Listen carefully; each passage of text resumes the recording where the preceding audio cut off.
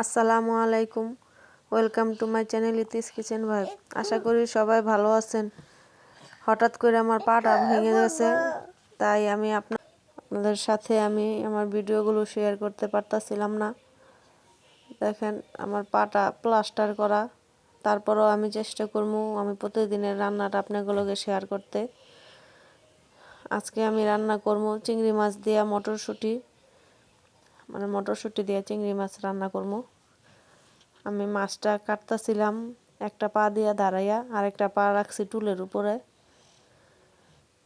অবশ্যই আপনারা আমার জন্য দোয়া করবেন। আর যেহেতু আমি কয়েকদিন ভিডিও দিতে পারি নাই, আশা করি আপনারা আমার ভুললা যান নাই, মনে রাখছেন। আমি আজকে লাউ ডাল রান্না করবো। আমি এখানে ডালটা বসাই দিছি। দেখেন ডাল আমার বলকায় পড়ছে। আমি এখন দিয়ে দিতেছি পরিমাণ মতন হলুদ,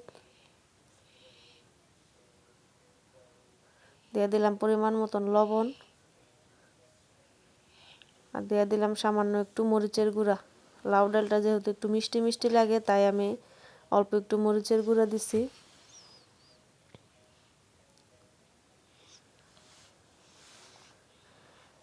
এখন আমি একটু ঘুরতে লমু। ডালটা আমার গলে গেছে গা, ঘোটা হইলে আমি ডালের ভিতরে লাউগুলি দিয়ে দিব। দেন আমি লাউটা দিয়ে দিতেছি। আমার তরকারি আমার ভাবি কাটটা দিতেছিল। আমি যেহেতু নিচে বসতে পারতাছিলাম না, তাই আমার ভাবি কাটটা দিতেছিল, আমি শুধু রান্তাছি।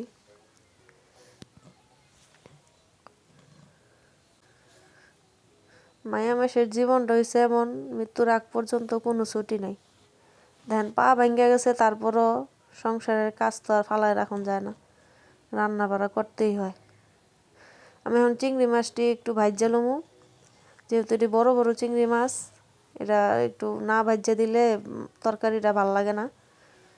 আমি এখন চিংড়ি মাছটা হলুদ আর লবণ দিয়ে মাইখা তারপর মাছটা ভাজ্যা লমু। পুরুষ মানুষ তো অসুস্থ হইলে ছুটি পায় কাজ কামের থেকে, কিন্তু মায়া মানুষের কোনো ছুটি নেই, সংসারের কাজ করতেই হয়। নিজের কথা চিন্তা না করলেও পরিবারের কথা চিন্তা করতে হয়। এখন আমি মাছটা লাল করে ভাজ্যা লমু। এই মটরশুঁটির তরকারিটা আমার ফ্যামিলির সবাই অনেক পছন্দ করে। এই যে আমি মাছটা ভাজ্যা লইছি, আমার মাছটা ভাজা হইয়া গেছে গা। এখন আমি মাছটা নামাই লমু। নামায়া আমি মটরশুঁটিটা একটু ভাপ দিয়ে লমু। এই যে মটরশুঁটিটা বসাই দিছি চুলার মধ্যে। এখন মটরশুঁটিটা ভাপ দিয়ে লমু।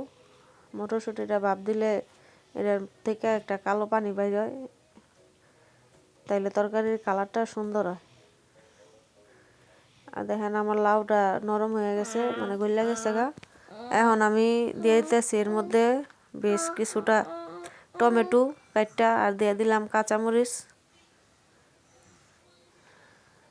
আমার ডালটাও প্রায় হয়ে গেছে। আমার মটরশুঁটিটা ভাপ দেওয়া হয়ে গেছে, আমি নামাই লইছি। এখন কড়াইটা বহাই দিছি আমি তরকারিটা রান্না করার লেগা।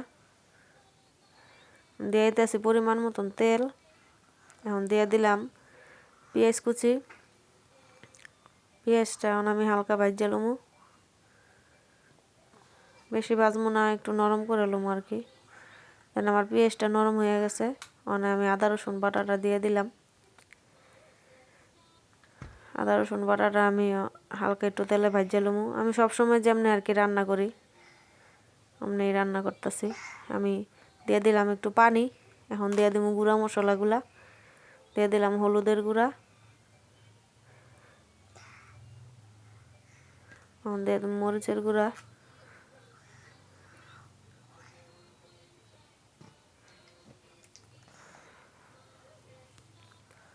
দিয়ে দিলাম সামান্য একটু ধনিয়ার গুঁড়া। এখন মশলাটা ভালো করে কষাই লইছি। দিয়ে দিলাম আমি লবণ স্বাদ মতন। মশলাটা আমার কষানো হয়ে গেছে গা।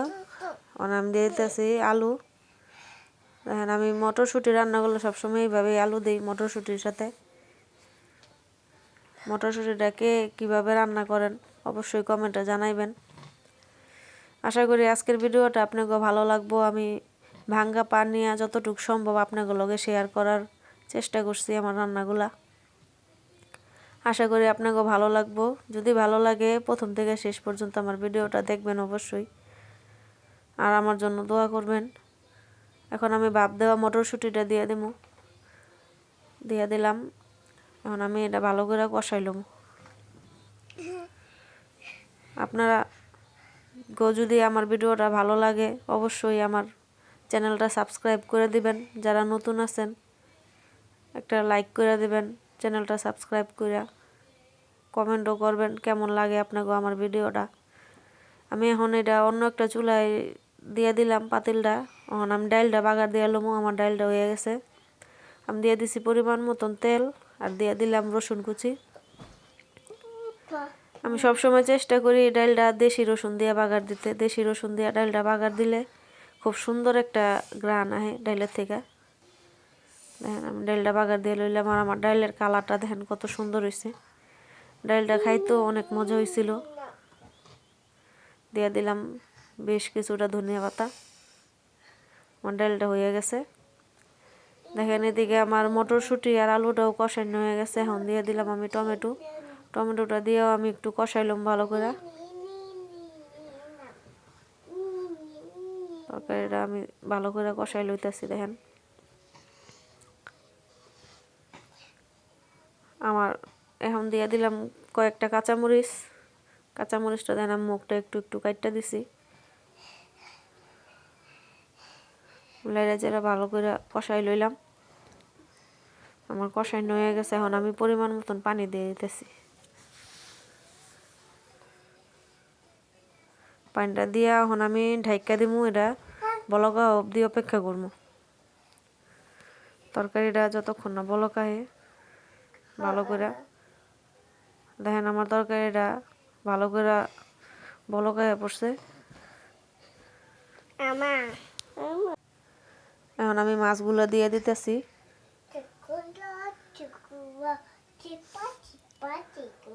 পাটা ভাঙ্গার পরে আমি বুঝতে পারতাছি মানুষের একটা অঙ্গ না থাকলে যে কতটা কষ্ট হয়, মানুষ কত কষ্ট করে। আল্লাহ পাক 5টা অঙ্গ পুরা দিছে। আল্লাহর কাছে লাখ লাখ শুকরিয়া। আমি আজকে আর আপনাকে কিছু খাইয়া দেখাবো না। আমার তরকারিটা হয়ে গেছে। এখন আমি এর মধ্যে দিয়ে দিব ধনিয়া পাতা। আমার রান্নাটা আজকে এখানেই শেষ করতেছি। আশা করি আপনাকেও ভালো লাগছে ভিডিওটা, আর আপনাকেও ধন্যবাদ আমার ভিডিওটা প্রথম থেকে শেষ পর্যন্ত দেখার লাগা। যদি ভালো লাগে ভিডিওটা অবশ্যই আমার চ্যানেলটা সাবস্ক্রাইব করে দিবেন, আর লাইক কমেন্ট শেয়ার করতেও ভুলবেন না। মানুষের জন্য অবশ্যই আপনারাও আমার জন্য দোয়া করবেন। আমি যেন তাড়াতাড়ি সুস্থ হয়ে যাই, কারণ এই সময়টা খুব কষ্টে পার করতেছি। আপনাকে শুভকামনায় আমি আশা করি। দেখেন আমার তরকারির কালারটা কত সুন্দর হয়েছে, আর তরকারিটা কতটা লোভনীয় হয়েছে। ভিডিওটা আমি আজকে এখানেই শেষ করতেছি। সবাই ভালো থাকবেন আর সবার জন্য দোয়া করবেন। সবাই সাবধানে থাকবেন এই ঠান্ডার মধ্যে। আল্লাহ হাফেজ।